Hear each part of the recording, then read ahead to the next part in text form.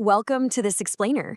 Today we're taking the dense, let's be honest, kind of notorious black letter rules for conditions and excuses and turning them into a super memorable cheat code. We're going to use the mnemonic CECWIRP. Clever experts can solve wild errors in real practice to completely master this area of contract law, look at real-life examples, and show you exactly how to use this on an essay. Let's dive in. So how do you escape an ironclad contract without actually breaching it? Well, it sounds like a trick question, right? But getting out of a contract legally or forcing the other side to perform when things go sideways is all about the fine print, specifically the conditions. It's kind of the secret back door of contract law. Here is our agenda for today. We'll cover promises versus conditions, define the CEC's conditions, understand the WEIRP excuses, look at some real-life legal examples, and finally, finish up with acing your contract essay. All right, jumping straight into Section 1, promises versus conditions. Okay, so the absolute most crucial distinction here is this. A promise creates a legal duty. If you break it, you've breached the contract and you're going to be on the hook for damages. But a condition just qualifies a duty. It's an uncertain event that absolutely has to happen before the duty to perform even kicks in. So if a condition fails, it doesn't mean someone breached, it just completely discharges the other party's duty. Think about it like this. I promise to buy your house, but only on the condition that I secure a 6% mortgage. If I don't get that specific mortgage rate, the condition fails, I don't have to buy the house, and I definitely haven't breached anything. Moving right along to Section 2, defining the CES conditions. This is where the first half of our mnemonic comes in. Clever experts can solve, or CECS. It's essentially a cognitive coat rack to hang the four main types of conditions on. Once you've got this down, you'll be able to quickly spot the mechanics of literally any contract scenario. So the first C stands for condition precedent. And what's really interesting here is the sequence. If this specific event doesn't happen first, the contractual duty never even matures. It is the ultimate gatekeeper for the contract. Next up, the E stands for express conditions. You're looking for those magic words explicitly written into the text of the contract, like subject to or provided that. Now, here is the kicker. Unlike other contract terms, express conditions demand strict, 100% literal compliance. Close enough? Yeah, that doesn't cut it here. If the contract demands notice within 14 days and you give it on day 15, the condition fails and the other party is totally off the hook. Then we have this second C, which is constructive conditions. These aren't explicitly written down at all.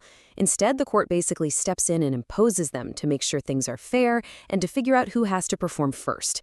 And since the court is creating them, they don't actually require strict, literal compliance. Substantial performance is enough. Oh, and just to round out our CECS mnemonic, that S stands for conditions of satisfaction, which is exactly what it sounds like. Performance hinges on a party genuinely being satisfied with the work. Which brings us to Section 3, understanding the WEIRP excuses. So what happens if a condition fails, but you still really need to force the other side to perform? Are you just out of luck? Actually, no. Enter the second half of our mnemonic, wild errors in real practice, or WEIRP. If a condition fails, your duty is discharged unless you can prove one of these 5 excuses: waiver, estoppel, impossibility, repudiation, or prevention. Let's dive into the W, which is waiver. Waiver is basically when one party voluntarily just decides to give up the protection of a condition, usually through their words or their actions over time. Like, if a contract explicitly says delivery must be on Tuesday, but you keep accepting deliveries on Thursday without saying a word, yeah, you've almost certainly waived that condition. Let's skip down to the P for a second. Prevention. This one is all about the implied duty of good faith that's baked into every single contract. You absolutely cannot sabotage a condition just to escape your own obligations.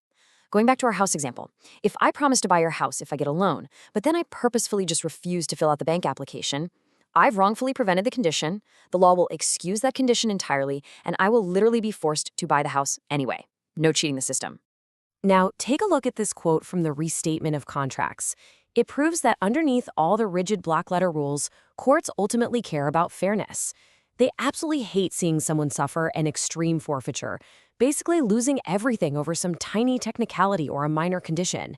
It's this exact push for equity that usually drives how judges apply our WEIRP excuses. All right, let's see this in action. Section 4, real-life legal examples. Check out this actual document from the classic case, Burger King Corporation versus Family Dining, Inc. Way back in 1963, Burger King made this massive promise to family dining, a 90-year guarantee of territorial exclusivity in 2 Pennsylvania counties. 90 years. But it was subject to a super strict condition. Family dining had to open 1 new restaurant every single year for the first 10 years. Tracking the timeline here, things get really interesting. Family dining started out strong. Restaurant 1 opened 9 months early. But by year 4, they were 14 months late. Year 5, 5 months late.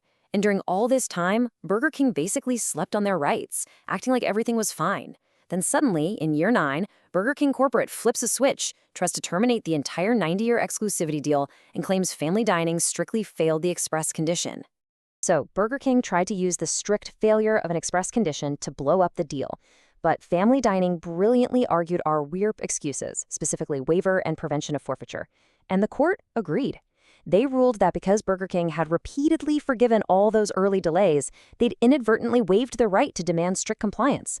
Plus, stripping away 76 remaining years of wildly valuable exclusivity after family dining took all the initial risk, that would be a devastating, completely unfair forfeiture. So, the condition was excused. Finally, Section 5, acing your contract essay. Okay, let's transition from theory to exam strategy. Here is your step-by-step IRAC attack plan. When you see a weird timeline issue or a subject to clause on a test, use the CECSWEIRP Framework to tear it apart systematically. Step 1. Identify the applicable law. Is it common law or UCC? Step 2. Establish contract formation. Step 3. Deploy the first half of the mnemonic. Identify the condition. Is it an express condition needing strict compliance or a constructive one? Step 4. If the condition failed, deploy the second half. Run through your WEIRP excuses, waiver, estoppel, impossibility, repudiation, prevention, and argue the applicable excuse to save the contract. I'll leave you with this final thought. Is contract law really just about rigid enforcement, or is it fundamentally designed to prevent unfair forfeitures? As you analyze these cases, remember that the law is ultimately a human institution. It's constantly trying to balance strict, reliable promises with a deeply held desire for basic human fairness. Master the black letter rules, for sure, but never forget the context. Thanks so much for joining me for this explainer, and I can't wait to dive into the next topic with you.